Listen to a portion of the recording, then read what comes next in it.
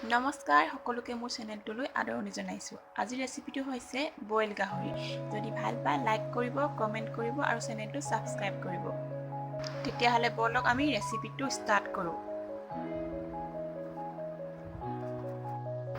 প্ৰথমে মই আগতীয়াকৈ বইল কৰি ৰখা মাংসখিনি কেৰাহীত দি অলপ লৰাই লৈছোঁ। ইয়াৰ পিছত মই কাটি থোৱা আলুখিনি দিছোঁ। ইয়াৰ পিছত মই নৰসিংহ পাত কেইখিলামানো দি দিছোঁ।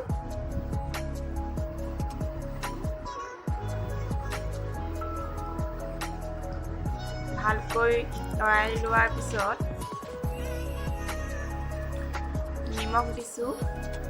তাৰ পিছত মই পদুনাৰ পাত কেইখিলামান দি গোটেই মাংসখিনি আকৌ ভালকৈ লৰাই লৈছোঁ।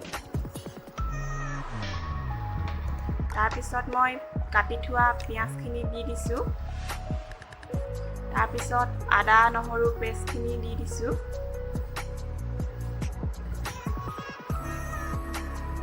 গোটেই মিশ্ৰণখিনি ভালকৈ মই লৰাই লৈছোঁ।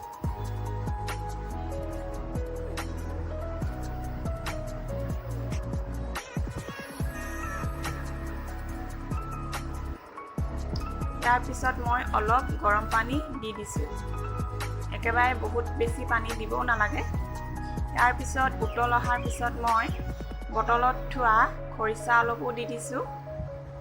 প্ৰয়োজন হ'লে আপুনি বিলাহীও দিব পাৰে, মই বিলাহীও কাটি দিছোঁ।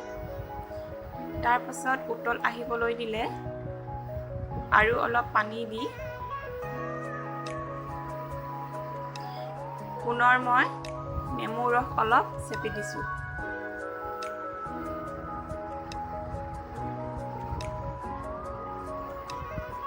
মাজে মাজে মাংসখিনি চাই থাকিব।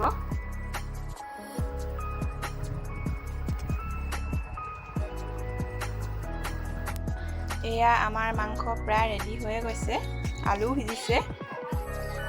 এনেকৈ বনাই খাবচোন, একেবাৰে সহজ আৰু খায়ো বহুত ভাল লাগে। ভিডিঅ'টো চোৱাৰ বাবে বহুত বহুত ধন্যবাদ।